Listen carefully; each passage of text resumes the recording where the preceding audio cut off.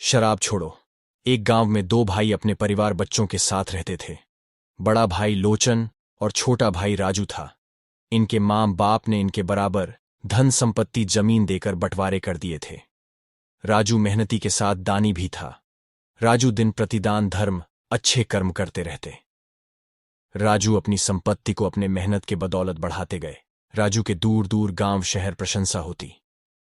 पर दुर्भाग्य उनके बारे भाई लोचन का था। शुरुआत में लोचन अपने संपत्ति को बेच बेच कर अयास मौज मस्ती खूब किए। लोचन में दारू शराब की लत तो थी, साथ में कुछ न काम करने की आलस। और लोचन अपने जैसा अपने परिवार बच्चों को बना दिया था। जब लोचन की पूरी संपत्ति खत्म हो गई तो गांव शहर से गलत जमीनी कागजों के बदौलत कर्जे लेकर ऐस मौज करते रहते।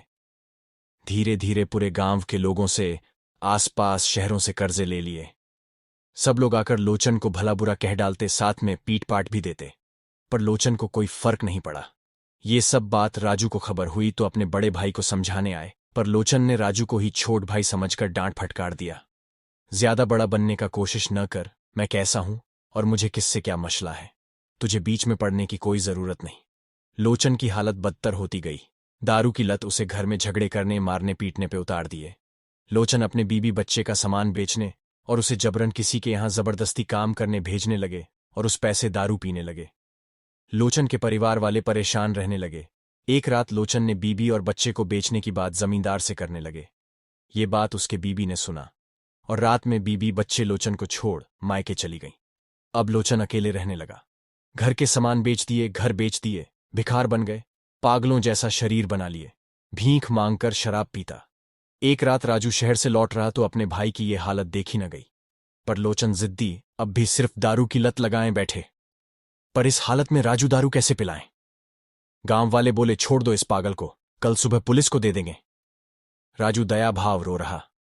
राजू अपने भाई की इस हालत पे, तो क्या राजू किसी के भी दर्द को अपना लेते हैं और आंखों से आंसुओं की धार रोक नहीं पाते?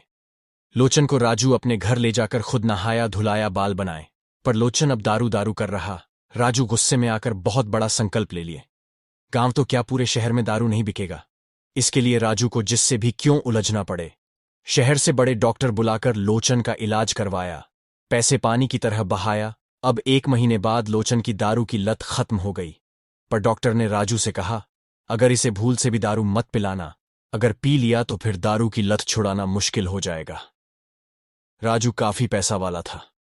उसने शहर के सभी दारू के ठिक्के को खरीद लिया और वहां पर दवाई की फैक्ट्री लगा डाली।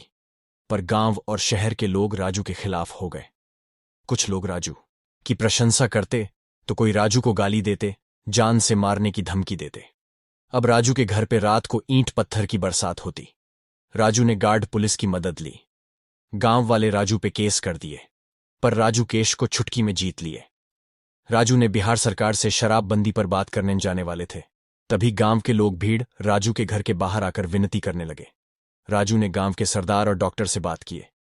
राजू को बताएगा कि शराब अगर सूझबूझ और नियंत्रित तरीके से पिए तो कोई नुकसानदायक नहीं होता है। इसके लिए शराब पीने का नियम कानून बनाए और लोगों को शराब कितना कब कैसे पिया जाए कि इसका न लत लगे और न ही नुकसान हो।